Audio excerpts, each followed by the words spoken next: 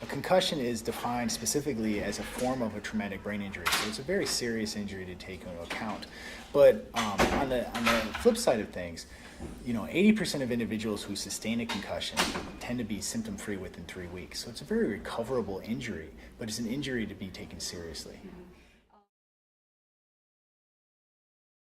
Most common symptom associated with concussion, or specifically post-concussive, tends to be headaches. So, and it's a variety form of headaches. It could be anything from headaches in the temple, headaches with concentration, pain behind the eye, but headaches generally tends to be the #1 symptom associated with concussions.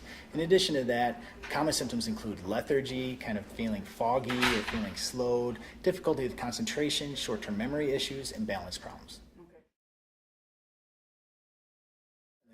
By definition, essentially with a concussion, what happens within the brain is it takes more energy to do the same amount of activity. So with activities such as computer work, reading, video games, using the cellular telephone, or using your headphones, heavy visual or auditory stimulation tends to really zap the brain and really drain the brain of its energy. So it brings about these symptoms of headache and just feeling, down and out. In the athletic arena, helmets are regularly monitored and checked for proper inflation, proper support, proper fitting. But on the flip side, what you have to keep in mind is that the primary goal of a helmet is to prevent a skull fracture, not a concussion.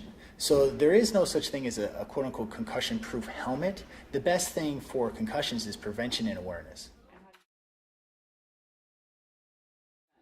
Prevent is by lowering your risk, proper technique with sporting and athletic events, proper tackling technique, and lowering your risk from high-risk maneuvers such as, say, bike riding, car riding, and so on.